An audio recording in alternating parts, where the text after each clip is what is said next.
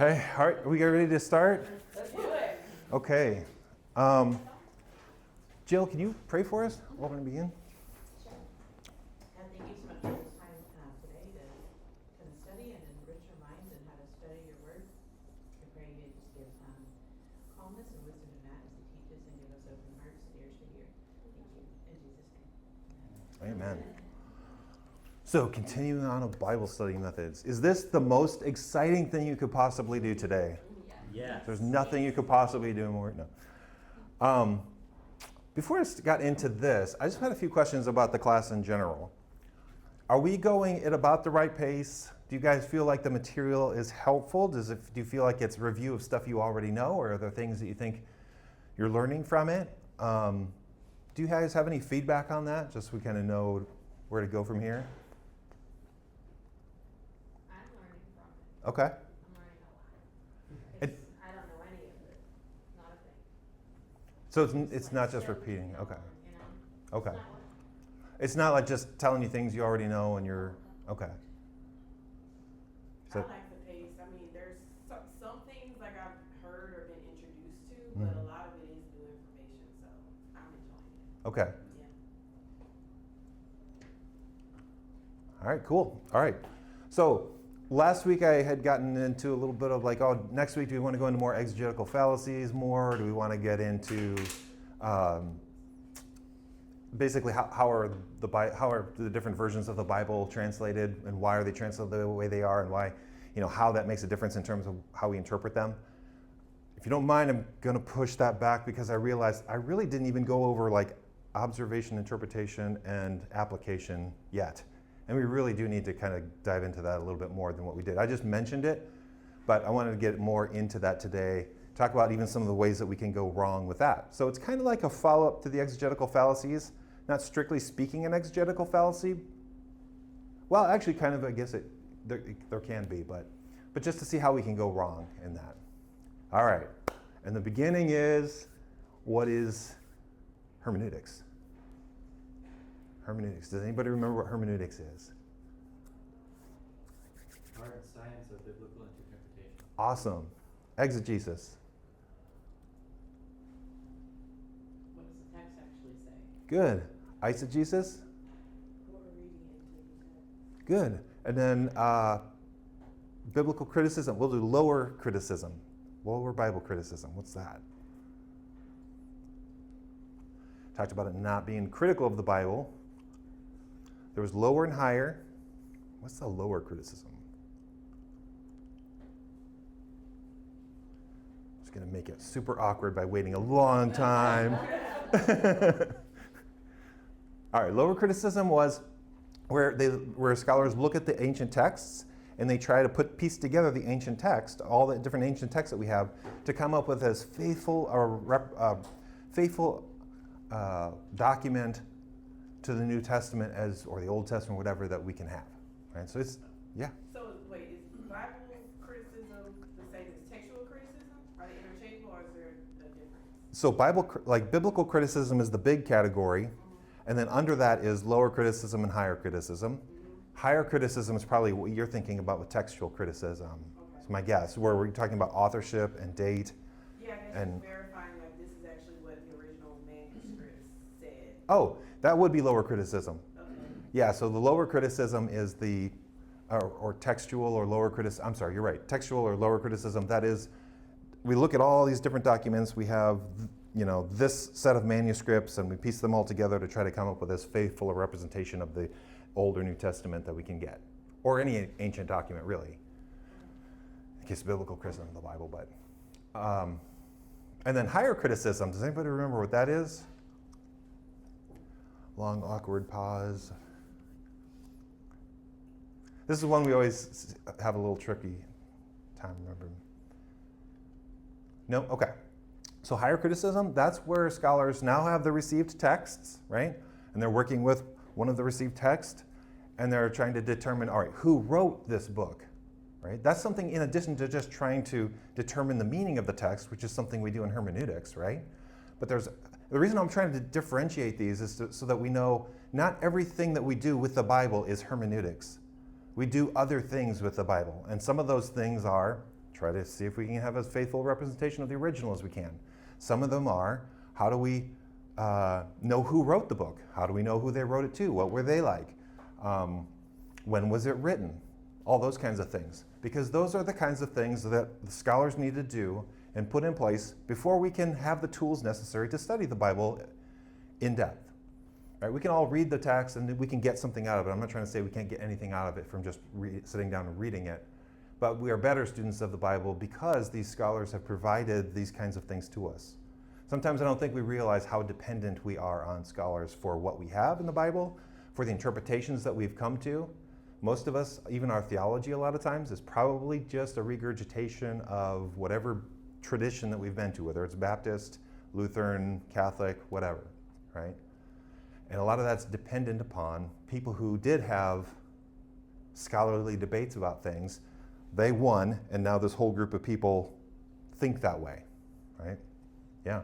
So higher criticism, you sometimes think of as like a bad thing, but so there's good and bad, there's like Yeah. little higher criticism and then more conservative, or like how does it work? Yeah, so both lower and higher criticism were an attempt to just, okay, we have the Protestant Reformation. We don't just agree with whatever the Pope says or whatever the patriarchs of the Orthodox Church say or whatever. Like, we don't just agree with them just because they said it anymore. But now how do we know what doctrines we're supposed to hold to? We need to have some way to go back to the sources and have a kind of way that's independent of some big authority telling us what this means. And what are those methods that we can use to arrive at the meaning of the text now? We used to rely on the church to tell us that stuff. We don't do that anymore. So biblical criticism is criticism really of that layered tradition that we received by getting back to the sources and coming up with methods for trying to be as objective as possible and trying to understand those texts, right? So higher criticism in and of itself is good. Like it has methods of trying to discern who the author was, when it was written, all that kind of stuff.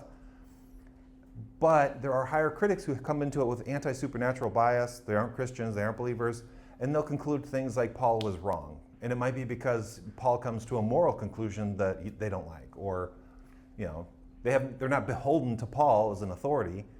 They're just like, well, yeah, no, he said this, but yeah, he was wrong. So that's why I think sometimes higher criticism might get a bad name, because people might think higher criticism just is to just say redact Paul, or just say people in the New Testament, Old Testament, when they said something, we don't have to follow that. Is that okay?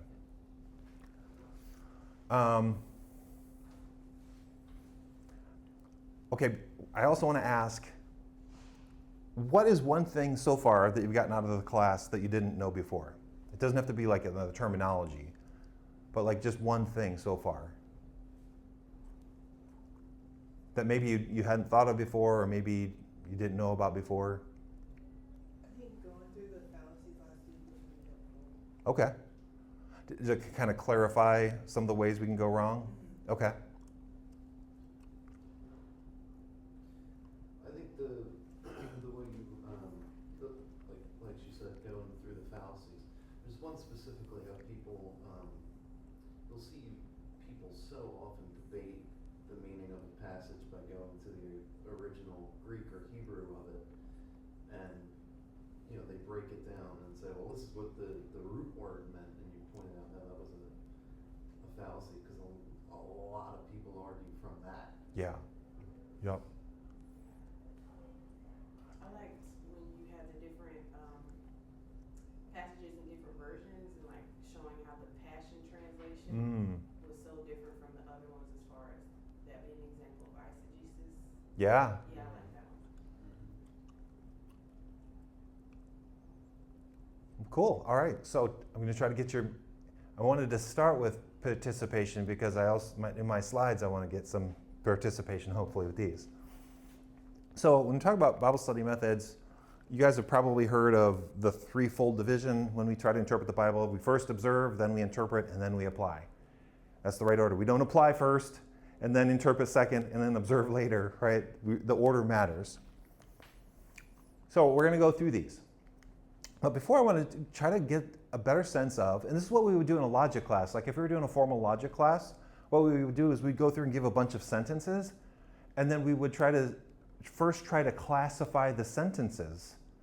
What kind of sentences are they? And in logic, it would be like categorical, hypothetical, disjunctive, all that kind of stuff. Here, we're going to talk in terms of, is the thing that is said about this text an observation of the text? Is it an interpretation of the text? Or is it an application of the text? Some are easy, some are not so easy to tell. Okay? So 1 Samuel 8:1 and 2, when Samuel became old, he made his sons judges over Israel. The name of his firstborn son was Joel, and the name of his second was Abijah, and they were both judges in Beersheba. Right? So the reader says, the text notes 2 sons of Samuel, and these sons were judges. Observation, interpretation, application. Okay, good. Observation. 8:3 says, yet his sons did not walk in his ways, but turned aside after gain. They took bribes and perverted justice. Okay, and someone takes this verse and says, the sons of Samuel took a bribe and perverted justice because Samuel wasn't around enough as a father. Interpretation. Good. Okay. 8:4, then all the elders of Israel gathered together and came to Samuel at Ramah. In order to be obedient to God, we must meet God where we are instructed to meet him. Sorry?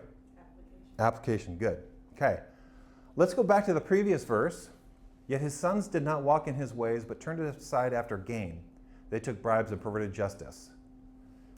So if someone says, the sons of Samuel took bribes and perverted justice because they turned aside after gain, is that an observation? Is that interpretation?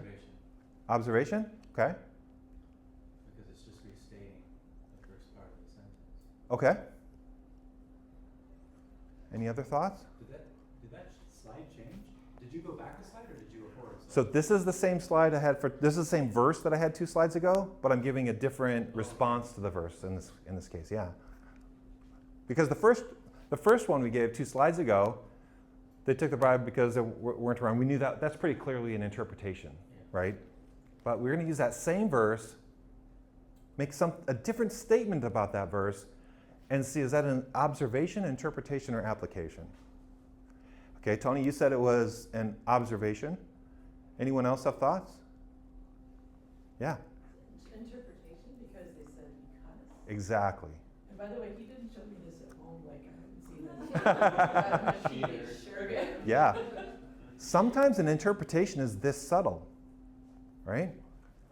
And it's just the sons of Samuel took bribes and perverted justice. That's just a restatement of what's being said, because there's a causal link between what's said here and what's said here. That causal link is an interpretive act. That's not just observing. How do I know that it's because of that? And in fact, if we think about it, this is just another way of stating that. So if there was a word just before the word they, if it said then, they took bribes, or it's okay. It's just because Yeah. you're linking the two as cause and effect. Yes. Okay. Yep. When this text doesn't say that. Does that make sense? Kind of hints it, but it doesn't specifically say it. Right. Okay. But that's why, and I want to use these kinds of examples because it is hard to see maybe the distinction between observation and interpretation sometimes. Right? Just making that causal connection between the two is an interpretive move. Most of what we do is interpretation. like it's difficult to discipline ourselves to just make observations of the text. One, because it's boring.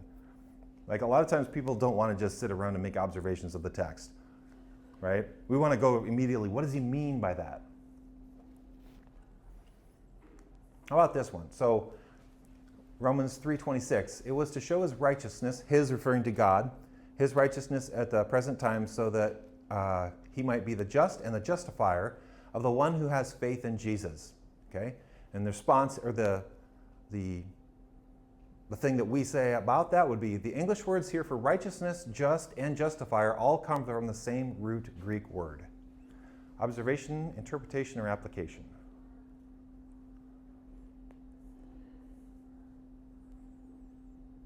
That'd be an observation if you knew the Greek word. Okay. You're stating that fact to the reader. Okay. And any other thoughts?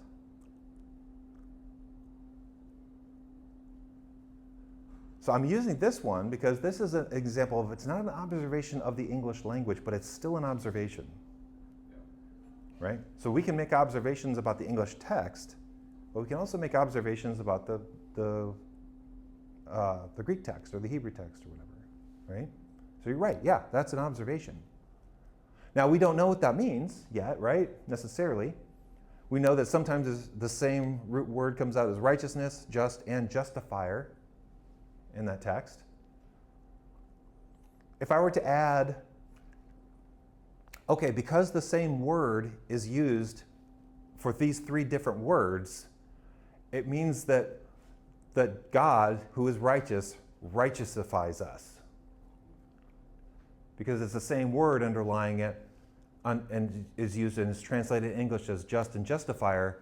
So we could just substitute in, because it's the same word, that when Romans talks about God, the righteousness of God and the justification of man, it's really talking about the righteousification of man. Can we go make that jump? If we recall back to last week, yeah? Well, that would be your interpretation, right? Yeah. Yep. But it's not saying it's the same Greek word, though. It's saying it comes from the same root Yep. Greek word. Yep. So This actually is the root word. These are two derivatives of that one. okay. But they all come from that root. What's the difference? Because that could be maybe easily mistaken for an observation, right? The difference being what we talked about last week. Remember, we talked about the root fallacy. That just because a word, an English word, or even other words in the original language come from a root word, it doesn't necessarily mean that they mean the same thing. They could mean entirely different things, depending on the context. So, that's the kind of link last week to this week. Another passage, the 12 Jesus sent out instructed them, go nowhere among the Gentiles and enter no town of the Samaritans, but go rather to the lost sheep of Israel. And the claim is, this story shows we are to start our evangelistic mission with the people of God before moving to outsiders. Is this an observation, interpretation, application? Application? Okay. Any other thoughts? It's kind of like prescriptive. Yeah. The interpretation's highly prescriptive. But I guess, yeah, in that context, he's talking specifically to the 12. Mm-hmm. So when we say that the story shows that we are getting the prescriptive territory, so I would say application or also interpretation though. Yeah, so Yeah. that's a good point. So Yeah. is it interpretation or is it application, and why? Because it applies to us as well. I think it's weird. One thing to note, when we talk about application, it always presupposes an interpretation. So if we're offering an application, there's an interpretation behind them, and sometimes it's hard to make out the difference between the interpretation and the application. The application is generally, what should we do about it? And in this case, we're saying that. We are to start evangelistic missions with people of God before moving to outsiders. Now, if we change that word "we are" and just said, what Jesus is saying is that evangelistic missions should start with the people of God before moving to outsiders, now we've moved to interpretation. Because we're saying, what did they mean? Versus, what ought we to do because of that? Yeah, good. Luke, and while we were speaking at the temple, how it was adorned with noble stones and offerings, he said, as for these things that you see, the days will come when there will not be one stone left here upon another that will not be thrown down.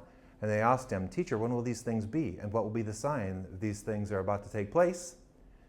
And almost verbatim what I said when we talked about this passage, Jesus is at the temple. He's referring to the physical temple. He says, it will be destroyed. It's referring to the temple. Disciples ask when these things will be, and by these things they're referring to the physical temple. Observation, application, interpretation.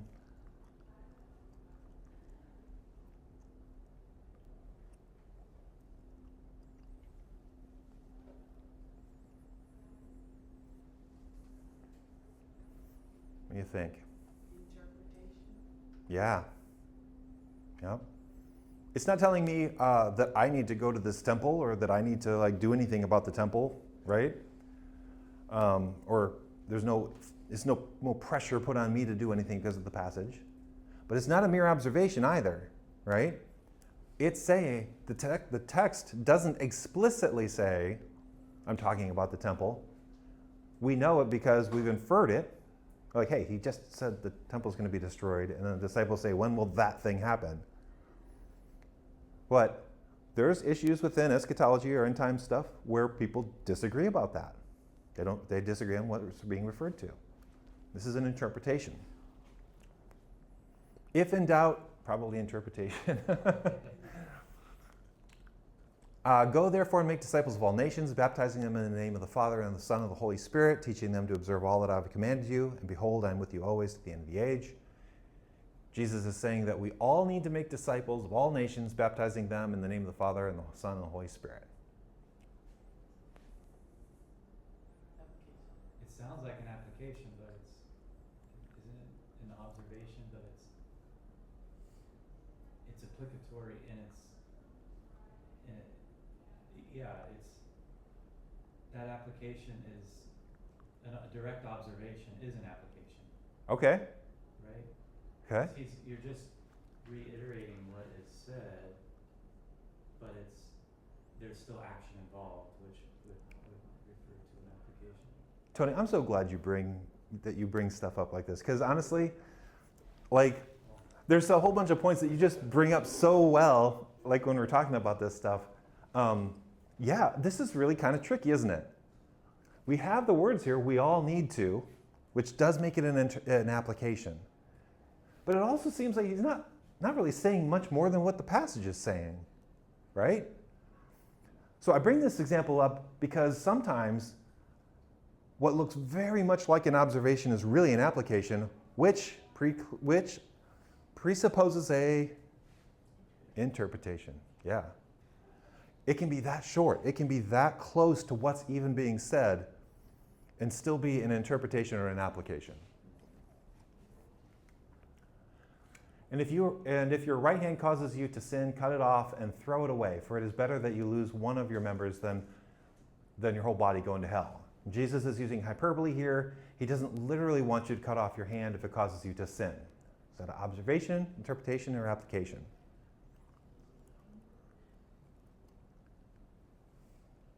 I think application, Okay, why do you think that? because it's saying what you do or don't have to do. That sounds funny. That's a good point. You know what? I actually didn't think of that. You're right. He says he literally does. This part here, the first sentence, is probably an interpretation, right? You're saying, because Jesus doesn't say he's using hyperbole. It's possible he's using a different literary device, or maybe he means it literally. So for us to say he's using hyperbole is an interpretation, but you're right. He doesn't literally want you to cut off your hand if it causes you to sin. So that's application. Yeah. Okay. Thank you for going through these examples. Sometimes the biggest point of that was to just see how easy it is to sometimes confuse them, right? So when we talk about observation, what are the kinds of things that we're trying to observe in the text? And we're trying to observe terms, structure, literary form, atmosphere. Sometimes this might be considered like historical setting or something like that. With terms, we look for commonly used words. We just make a note of them. We might make a note of something like, in the Gospel of John, the word believe appears no less than 79 times. It's always in the verb form. What does that mean? I don't know yet. Let's just stop there. In the observation phase, we're just noting, okay, John used that 79 times, and it's always in the verb form, right? Now, if you know the languages and all that kind of stuff, you'll probably have some kind of inclination as to what that means or what the implications of that are in the text. But if you don't, Just stop there and note that as an observation. And we use this one. In the book of Romans, Paul talks about righteousness of God and the justification of man. Same Greek word is used sometimes to translate righteousness, other times justified. Just an observation, right? And then this is the actual passage, pointing out all these different uses of that same term and just noting, okay, it can be said this way, that way. That word can be translated into English into all those words. And as you go through and observe, what you're actually doing with terms is you're starting to build a range of meaning. We talked about range of meaning last time. You're starting to build that out for yourself even without a Greek lexicon. You can use the New Testament or the books itself to kind of help you do that. So we can see the range of meaning for this word is, it can sometimes be translated justified, justifier, and I think it's Romans 6:1 or something like that. It's translated freed, righteous, right? You can start to develop that range of meaning even that way. You obviously want to confirm with like good lexicons, right? But you can still do a lot of work in observation about terms just from the English language, okay? That's not comprehensive, obviously. Structure, what kind of structures are we trying to observe?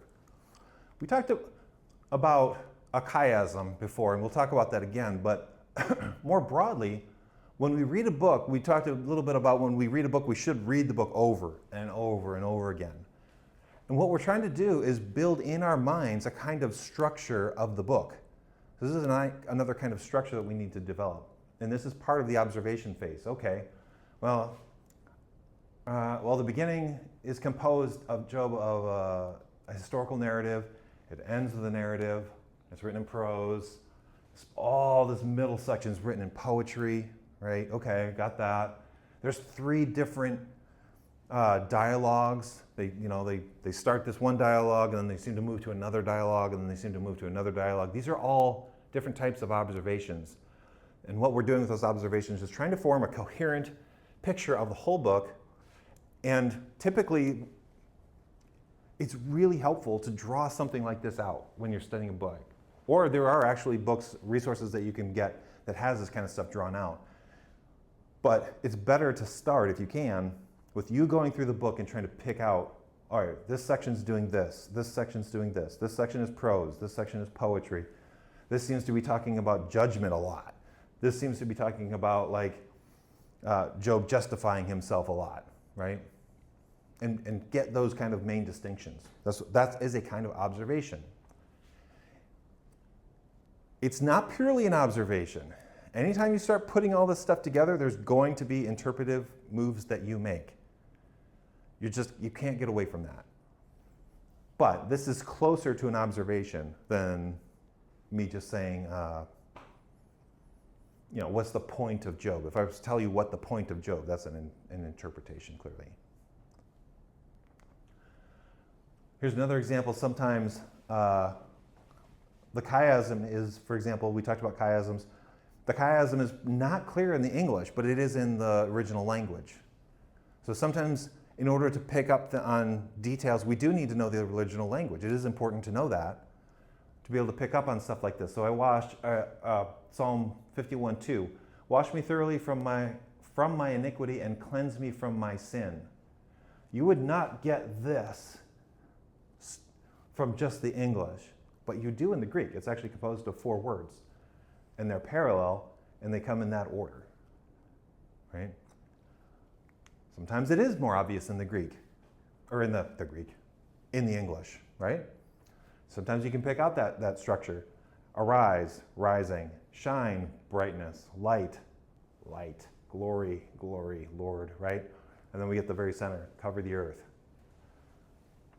This structure doesn't tell you what it means, but making out in the observation phase, we are just making sure, oh, that looks like a chiastic structure.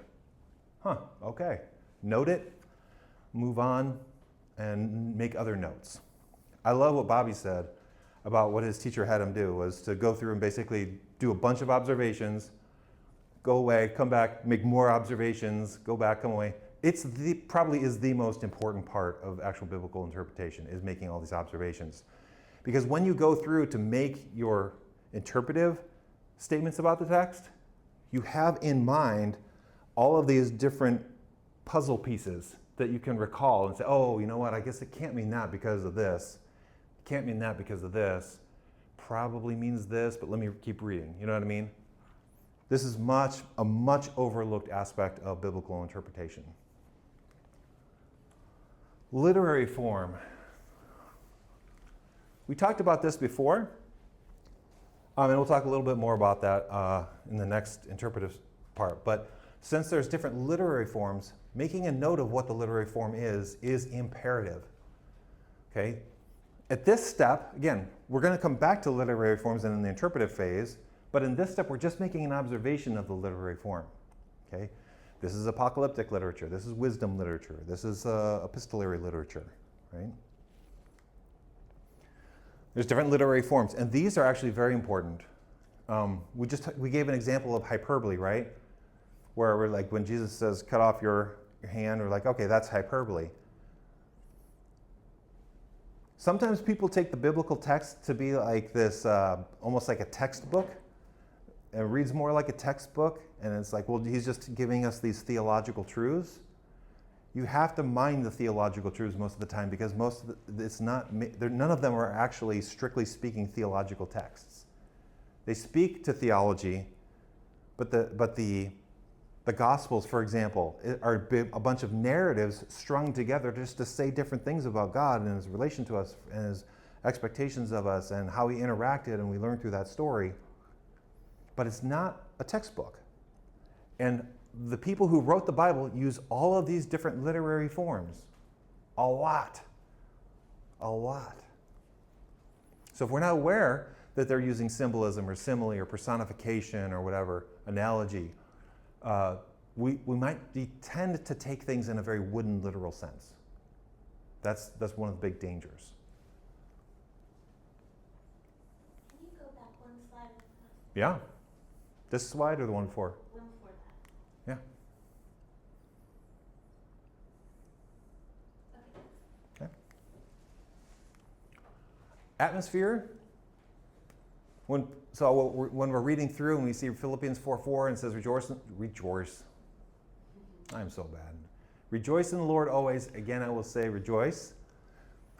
When we read that, we want to know, when he writes that, what's going on at that time? Historically, it could be a political thing that's going on. It could be a persecution that's going on. It could be a debate or spar with another fellow Christian about some issue or something like that. So we're asking and where is Paul at? Is he on an island, a synagogue, or is he in a prison? If he's in a prison and he's saying, rejoice in the Lord always, again I will say rejoice, does that make the meaning of the word different? Not necessarily. Meaning might still be the same, but knowing the atmosphere might help us, especially when we're trying to understand referent or significance of the text.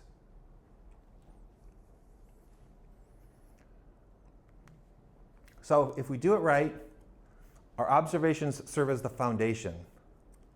And I can't stress it enough, like it's more foundational than we typically give it credit for, is making these observations. Interpretation is more like building the house. Application is more like living in the house and that kind of thing. So some indicators that someone has moved from observation to interpretation is phrases like, what Paul means here is whatever. Or this story was told so that we would understand ... Peter's main point here is the reason Paul, Peter, Jesus, Moses, etc. said this was because the whole passage boils down to this. Those are all indications that we're doing interpretation here. So the first part of our interpretation is understanding the genre. Like we might tend to think like the first thing we want to do is just dive into the text. And I guess technically speaking, like when we go to read it, we have to at least read it a few times to understand what genre it is. So we want to read it first. But one of the first things we really want to establish is the type of genre. And why is that? Because different genres have different rules. different genres have different ways of making points. And if we're trying to get at the point at what the biblical author is saying, we need to know the genre. Exposition. We see this in the epistles, right? Where we have a lot of times arguments are offered. In fact, Romans, I guess, the book of Romans used to be used at Yale or something like that. I can't remember. One of the Ivy League schools as a book that logic classes would go through to see how to make a logical argument. They tend to explain concepts and ideas, analyze ideas. They tend to be more literal in nature, right? And the words we're looking for are things like for, therefore, because. We're looking to build the flow of the argument. Like, all right, when we see a therefore, we kind of go back up and we're like, okay, he made this claim and this is the conclusion to that set of propositions that he's offering. So that's kind of the exposition. Narrative and biography, they're more like stories that are usually connected thematically. And that's why I made a big deal when we talked about the Gospels of pericopes. Because how the person arranges the pericopes is much more relevant even than in epistolary literature in, say, the historical narrative and that kind of stuff. It's relevant in epistolary literature as well. It's just even more so in narrative and biography. The events themselves are meant to teach and instruct. Teaching points are often implicit, and description is often of historical events. And what we're looking for here is not as much arguments. Sometimes I remember going through my New Testament classes, and we would do like exposition papers and stuff like that of, explain the relation between the Jews and the Gentiles in the gospel in the Epistle of Romans or something like that. I'm like, okay, that makes sense. And then we would get to the Gospels, explain the kingdom of heaven in Matthew and Mark and Luke, the similarities and differences. And I was just like, but there's no like clear, the kingdom of heaven is this and we should understand it this way. There isn't like a bunch of explanation. It was more stories. On all of these stories, you had to piece together what do they think about the kingdom of heaven?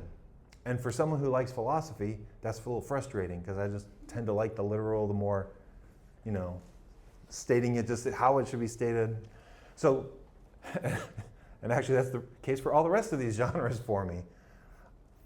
But yeah, you're looking at more like arrangement of stories, thematic relations between stories, and how events relate to the teaching in the story. One thing to keep in mind is that, at least maybe today, we typically think the only way to communicate a truth is through an explicit, maybe even scientific statement or explicit philosophical statement or something like that. But the ancient world never thought of it like that. They thought events themselves can teach you things. There's something to be learned from the events, and the events themselves speak to us in a way. You have to kind of presuppose that to some degree when you're doing genres that are not just exposition.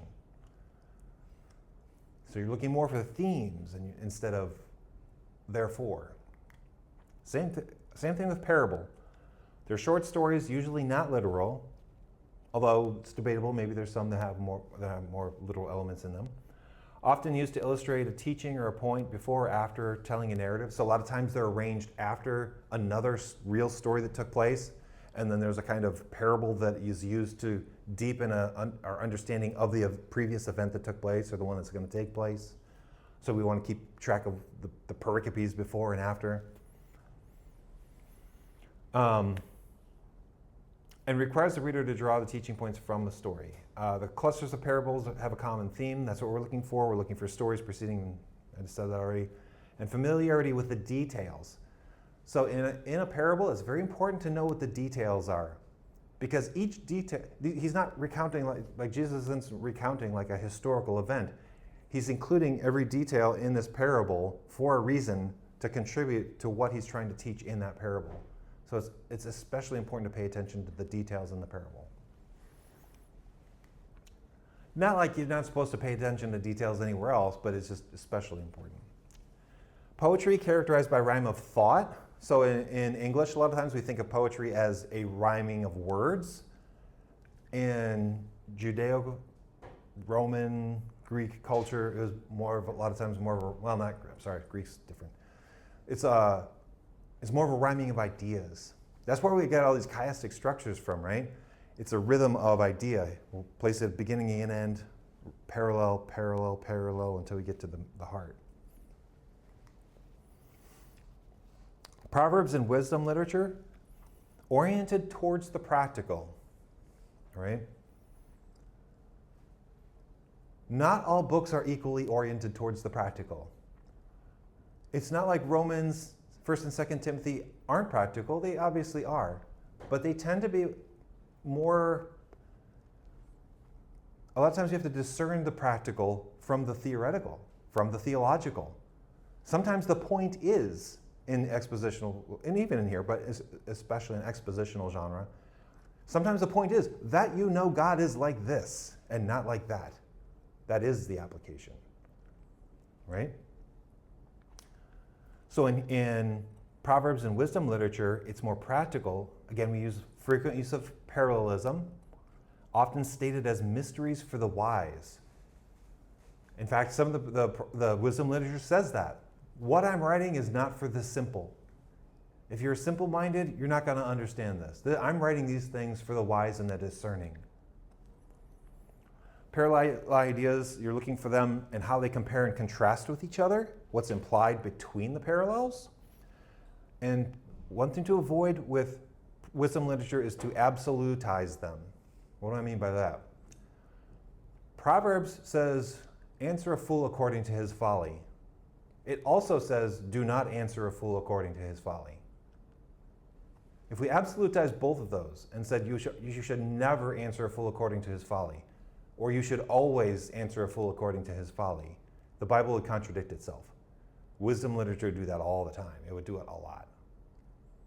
They aren't meant to be absolute statements that apply in every context.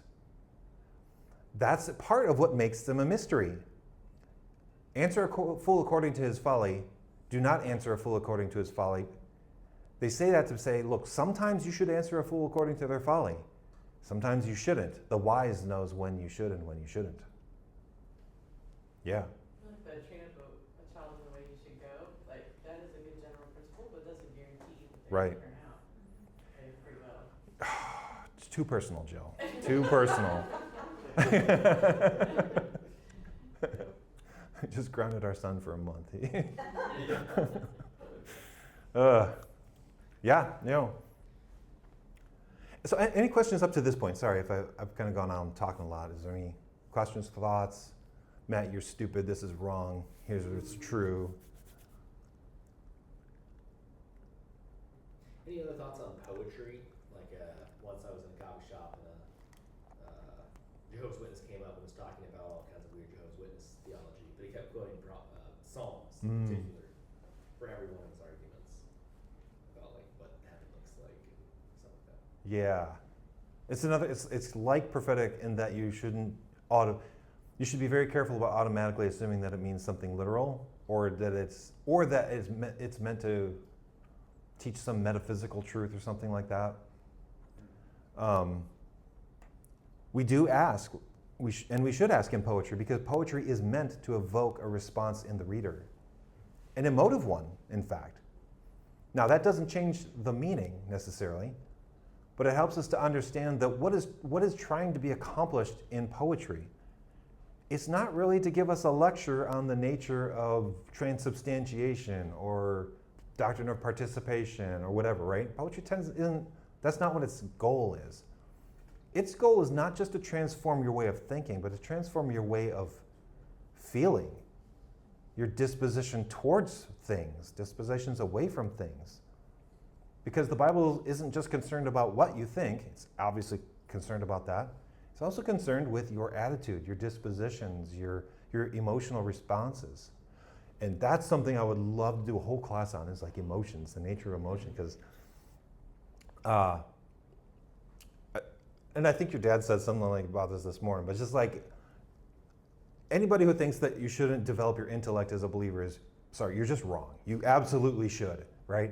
We don't have to develop in exactly the same way, but you should be doing that. You should be developing emotionally as well, though. And can the Bible help us do that? Yes. It does it through poetry. It does it through evoking emotion. It does it through helping you to see the kind of attitude and disposition you should have towards God. What should it be? Reverence, fear of the Lord, right? These kinds of things. So sometimes these different genres are more effective at getting that done, right? We know how to develop the intellect better sometimes than we do the emotions. But the emotions, I'm going to make this claim. I'm not going to justify it today, unless you guys just really are just itching to do so. But there are proper and improper emotional responses to things. And the Bible helps us to understand you should have these kinds of emotional responses. In fact, Jonathan Edwards says that if you have no religious affections, if you have no religion, you're not a Christian. You're not a believer in God. There has to be that affective. There has to be that emotional aspect towards God, towards things that are evil. You should be angry. You should hate things that are evil because they destroy. You should love the good. You should love the beautiful. You should love the true. Those things are all true. And different literary genres help to inculcate that in us. I don't know if that helps at all, but. Proverbs, we looked at that. Prophecy and apocalyptic. Highly symbolic. Some consistency in the symbols, but not always. Aims at revelation, but it also aims at concealing, which is a weird kind of thing to think about.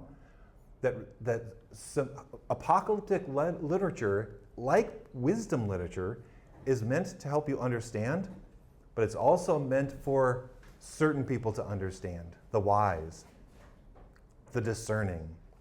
And in fact, you heard about like 666, right? Revelation actually says you need to be a discerning person to understand 666. It's not like people are going to walk around with 666 on their hands and foreheads. You have to do some thinking in order to understand, oh, this is what that's talking about. It's not that obvious. Things to look for in that kind of literature. Where am I at? Oh, I got a few minutes. Places where imagery is used in the Old Testament. A lot of times it's helpful because in the Old Testament, especially in Daniel, they'll use all this kind of, and in Ezekiel, they'll use all this kind of imagery, but a lot of times they'll tell you what they meant by that, right? So you can use that knowledge in New Testament prophetic, symbolic literature to kind of give us an idea and orient ourselves when we try to read and understand that. We've already talked about context several times, so I just have one slide with 3 little things on there. Knowing the context, literary, historical, and cultural. We've talked about that. Okay, application is what we've not talked about so much. Hendricks in his book talks about several different questions that we ask when we're trying to understand how to apply a text after we've interpreted it. Is there an example to follow? Is there a sin to avoid? Is there a promise that applies to me? Is there a prayer to repeat? Is there a command to obey? Is there a condition to meet? Is there knowledge to learn? So basically, what should I do? And these are all different kind of questions that we can ask of the text to try to understand what a proper and improper application would be. Some pitfalls to avoid. I'm just going to mention 2 of the most common pitfalls when we do application. Making a contextually specific claim universal for all people. Now I'm almost done. I'll be really quick. I got like 3 more slides. So if we say Jesus sent his disciples first to Israel and not to the Gentiles, we referenced this service before, therefore we should go first to the church of God and get that straightened out before we go to those outside the church of God. The problem with this is that we're making a contextually specific example universal and applicable to everybody, and it's not. Jesus doesn't say to the entire church, go first to Israel, or go to Israel and don't go to the Gentile church. He didn't say that. He said that to his disciples, not to us. David slayed a giant, and God wants us to know that we can slay our giants with his help. Same thing. Should we all be slaying giants? I hope not, right? I don't want to slay a giant. But what we'll do typically is we'll make this into a kind of, like a metaphor or something like that. We slay our giants or something like that, right? So that is a kind of way of applying this verse to us today, but it's done so illicitly. Honestly, we need to get out of the mindset that every single verse in the Bible is applicable to us. It's not. There are some verses in the Bible that don't apply to us, and that's fine. Maybe what we get from it is that we learn something from it about God or something like that that we can apply indirectly, but we can't just go in every single text and be like, oh, how does this specific texts apply to me. When Paul says, hey, tell that guy to go get me the parchments, I think it's at the end of Romans or something like that. He's not asking me to go get him parchments, right? There's nothing I can do to go and apply that, right? We might draw principles, we might say things that are true, that are not inconsistent with what Paul's saying or with whoever's saying, but it's illicit to make these kinds of jumps.